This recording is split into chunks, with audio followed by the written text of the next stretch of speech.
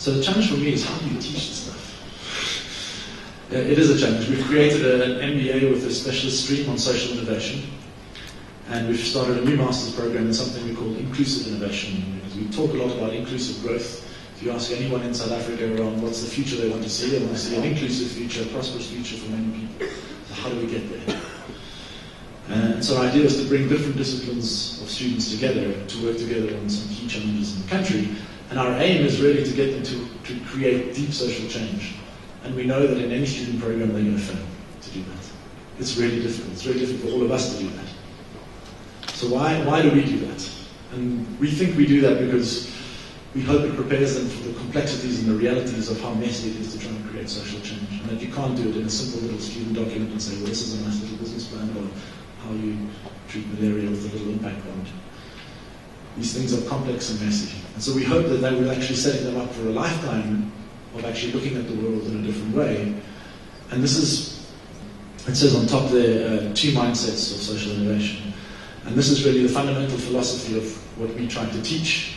And it is really an attempt for us to say, we often default to what we call a corrective paradigm. Let's fix the problems we see. Let's work on our weaknesses and build them into strengths. Those are things we have to do. And we're not arguing that you mustn't do these. But we also argue that you need to try and look at things in a transformative paradigm. And this is difficult. So where we see problems, can we not see possibilities? When we ask the question, why are children dying from malaria? Can we ask, well, what is a better way and a healthier way of living? How do we get creative and positive about our societies? When we see gaps, fill the gap. Okay, in South Africa, many people on the housing waiting list, let's build houses. We don't know if that's necessarily the only right approach. Should we be looking at title deeds, micro-construction industries, microfinance for housing? When we only look at service delivery, can we not think about, this is always us to communities, can we not think about co-creation? I know that many of you do this.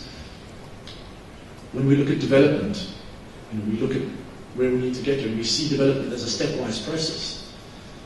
We know it's not. You all have had probably fantastic examples in your lives of where things have spontaneously or have come from different places that have got us so much further than we would have thought of. It's not a stepwise process. Development is not a stepwise process. If it was, we'd be a lot further along because we'd know what to do. So how can we evolve from the things that we have? A lot of this is based on many years of research in many different disciplines, and what we've tried to do is put it together. A lot of this comes from asset-based community development, for example. Can we also look at the underlying patterns? And one of the most difficult things is the institutions we carry in our mind. We always complain about the institutions out there, the institutions, and the systems that don't work for us. But half of the institutions are the biases, prejudices, and the things we carry in our mind. The fact that I'm standing here at a podium and I'm walking all around you.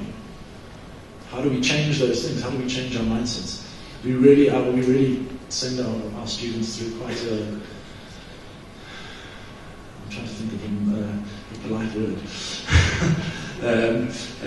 A real brain teaser in going through all this. We force them to go into communities and think about not just doing the default thing, which is, people are struggling with an issue, try and help them with the issue. But try and understand who the people are.